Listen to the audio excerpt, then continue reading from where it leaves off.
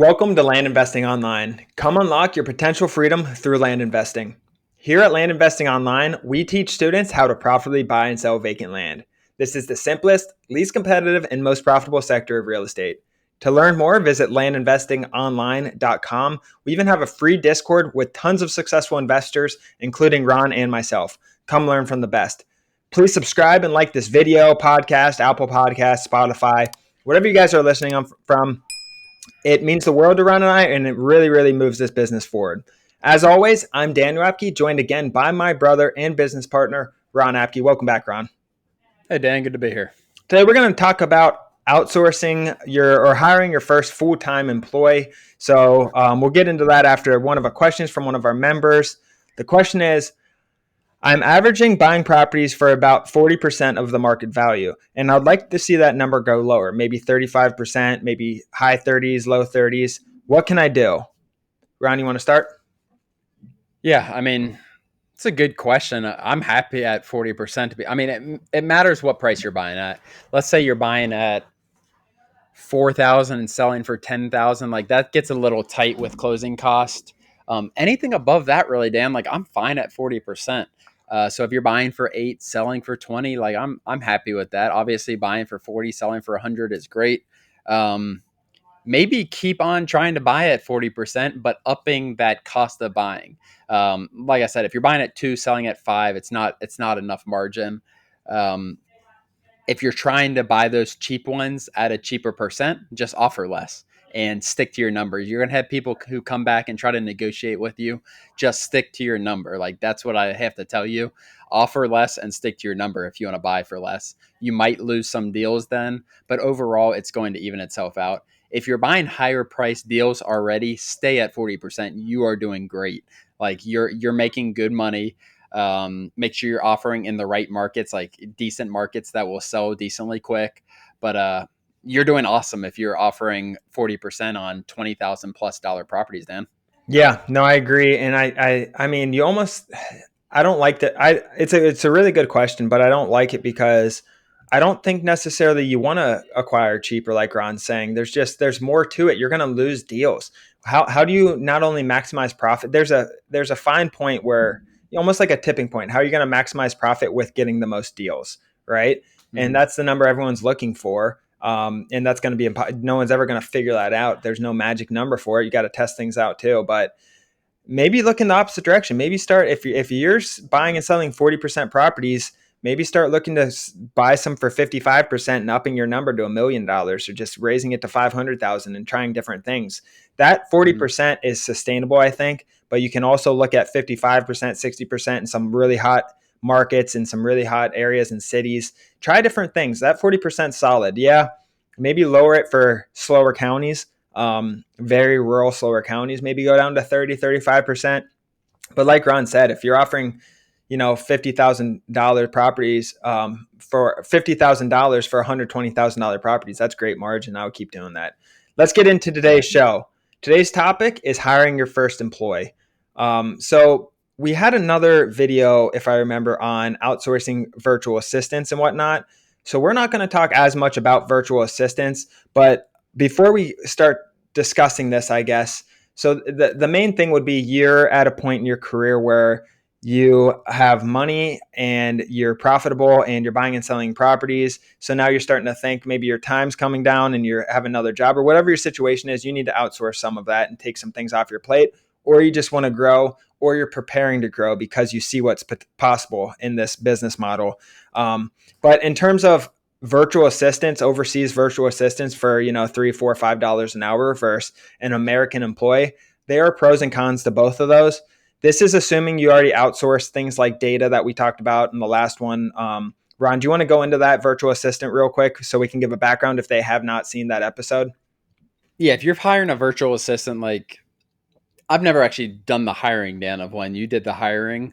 But once you get them, like you need to think of um, data entry jobs, consistent things on a day-to-day basis. Make videos for them that are very detail oriented and repeatable. I think those are the best jobs for virtual assistants.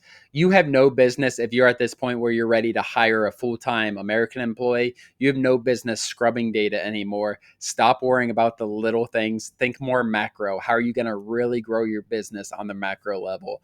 And to do that, you need to free up some time. So for virtual assistant tasks, like it needs to be things that you are wasting time on a day-to-day basis that is data entry, or you can make a short 5 or 10 minute video teaching them to do. So I think those are the first tasks to really think about. Yeah, no, I agree. And then you really, I mean, so say you have a virtual assistant scrubbing your data and stuff, and you're ready to hire your first American employee. Let's talk about American versus overseas, because I do know people who do both, and they have transaction coordinators overseas as well.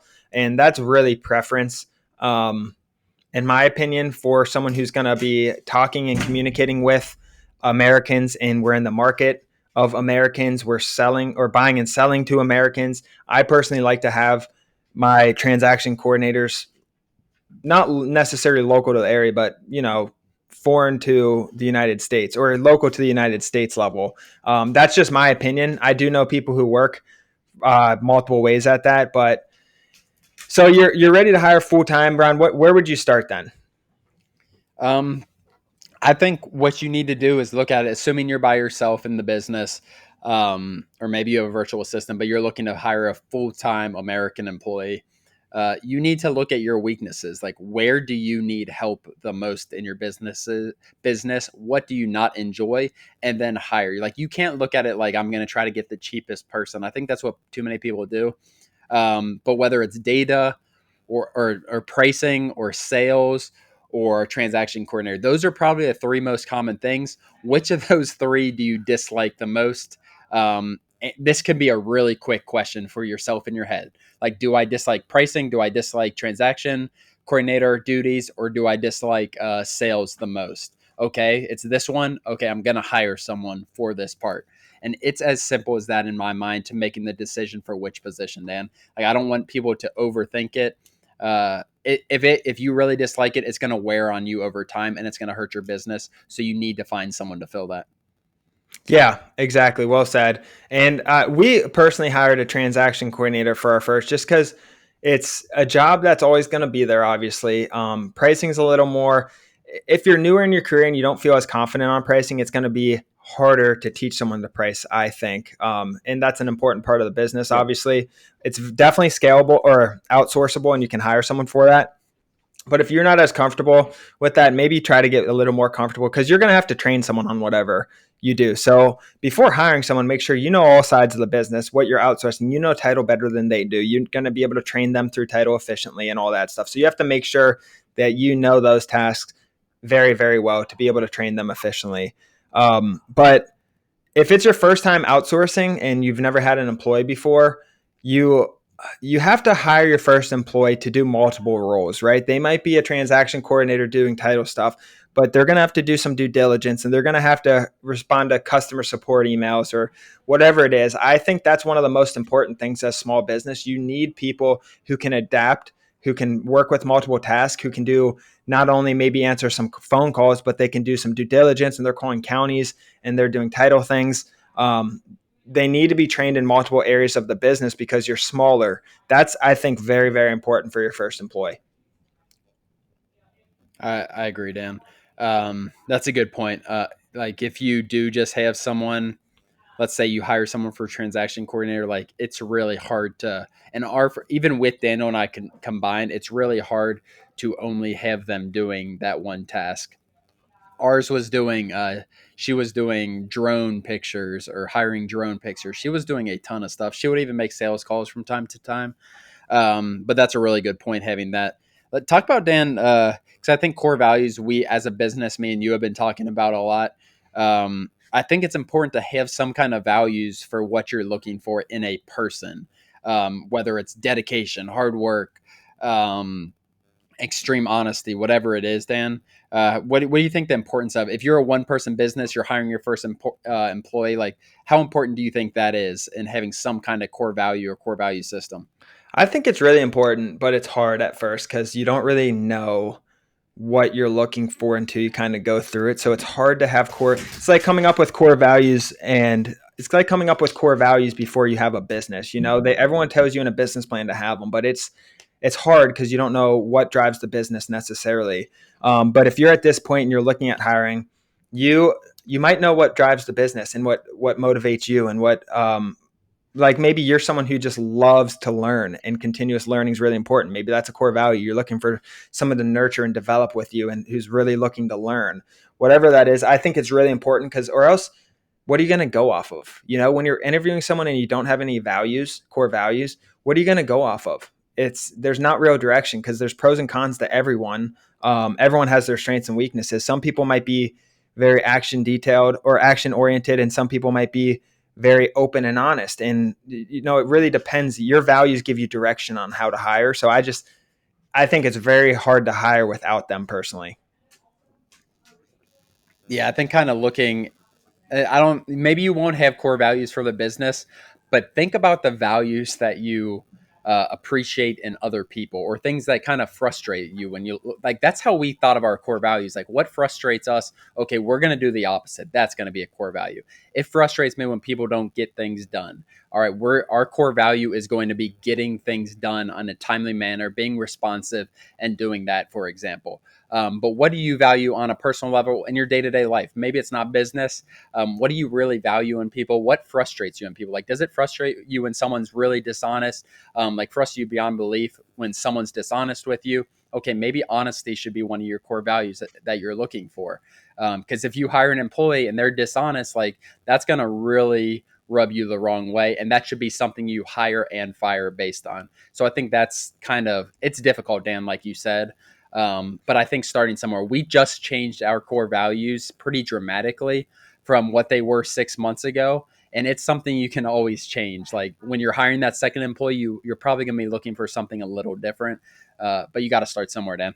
Yeah, no, exactly. And for this business, you really not only think about what you believe personally, but also on the business wise, what moves the economics. I want to just reiterate that. What drives this business forward? What do you believe to be the most important aspects of this business? And then also what pisses you off as a person, like Ron said. I think those are kind of the two ways to think about it. And then come up with those. Maybe you come up with 4 values that you really, really believe in, and don't come up with those overnight. Write them down, think of them for a few days, take your time, think of them, make sure they fit with your personality. And then you have those in order, say 1 to 4 or whatever. You have those core values. Then when you're interviewing for your first employee, you can ask them questions catered to this. Say it's continuous learning. You can ask them what they've done in the last 60 days for their professional or personal development, things like that. And then you start catering all these questions to what you're looking for. And then you have 20, say you have 50 applicants, you narrow it down based on their resumes to 10. 7 of them responded and they set up interviews with you. And now you have 7 people and you're asking all these questions. Well, Emily and Bob, they haven't done anything for their personal and professional development the last 60 days. So if that's one of your core values and they're not doing it, maybe you have 4 core values and 2 out of 4 of them, they didn't fit, not to hire that person. Maybe 3 out of 4 of them, they fit really strongly with one kind of, you can start ranking people on these systems. And I love it because it's all about attributes, not skills, right? It's not about what's on your resume. It's about your attributes. You can teach the rest. And I'm reading a book right now on it, and it's a Navy SEAL commander who wrote the book, and he talks about how in Navy SEAL camp, like they bring in the most experienced people in the world with the best war resumes, and the people who succeed through BUDS, through Navy SEAL training camp, are the resilient people. He talks about resiliency and how that's the number one driving force for the people that pass Navy SEALs. And it's just when you start looking at things on attributes versus resume, it makes your life a lot easier because attributes are easier to find when you start narrowing these questions down. Resumes are just a bunch of words. Attributes, you can actually dig down and really figure it out. That's a good point, Dan. And we actually had some interviews today, so it's really easy for us to kind of reflect on that process. And it's literally like when we got off the interview, we talked with our other manager who was in the interview as well, and she kind of started to talk about where the experience. I said, I really don't care about that. How do you think they fit these core values? Because like I said, and I'm really passionate about that, as far as like we are hiring, our core values are the opposite of what kind of pisses me off in a person and whatever. So that's what I wanted. I don't care about once they get to the interview, like it's going to be how do they fit with those core values. And you really need to pick some things that you believe in. But relaying it to the interview is something that we haven't done completely in the past. And I think this time around, we did a really good job just thinking like, here are our core values. And we just have two. They have some bullet points underneath of them, but they're very direct. They're very clear cut. There's no fluff to them.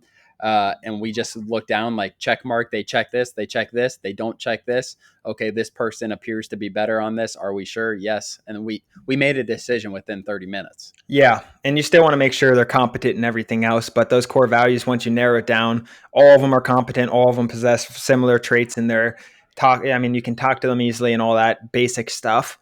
They made it to this point of their second interview. So we'd hope all of them would be like that. And they were. So it literally came down to a core value. And then when you're telling the other applicants, hey, it's not going to work out or whatever, however you tell them they're not getting the job, it makes it a lot easier because it really is nothing about them. Attributes are something, I mean, he talks about in the book, attributes are like a light dimmer, like you can crank them up or down, but it's very hard to do. But it's not like you're telling someone their IQ is not high enough or they failed this test or whatever. It's literally your traits, like your attributes. So it made me look at it so much differently than just declining someone. Hey, you're declined. It's you don't fit. You're not going to be happy here because you don't fit. So we can string this out over 8 months and you're going to eventually quit or be fired. Or we can tell you right now because we know it's not a fit based on our two core values. And it makes things so much easier once you have those. And I strongly recommend them.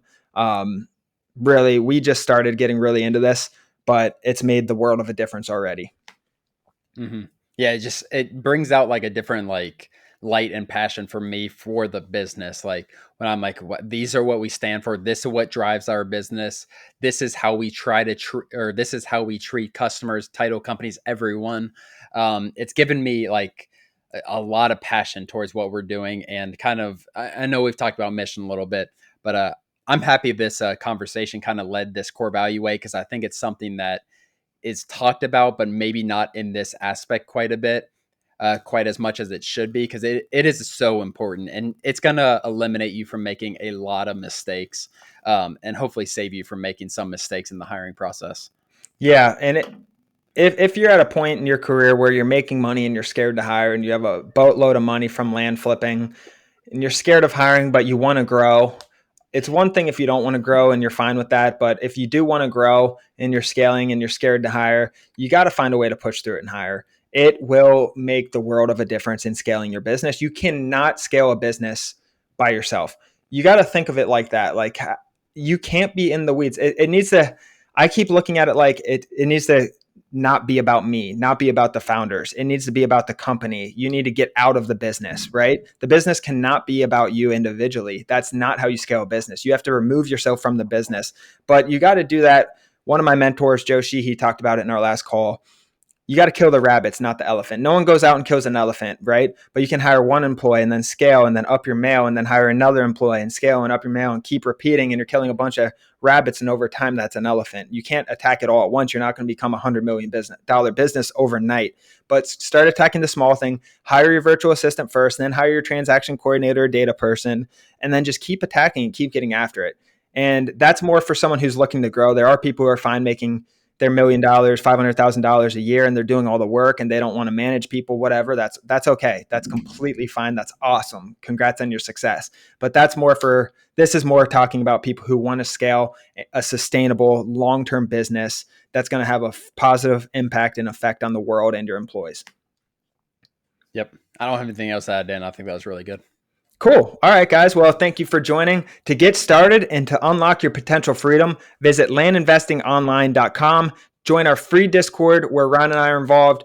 Every Wednesday at 6 p.m. Eastern time, we have a live 1-hour call going over deals and questions. If you guys have any deals, any questions, anything at all, hop on that 6 p.m. call, go to our Discord or subscribe for our emails. You'll get updates on it.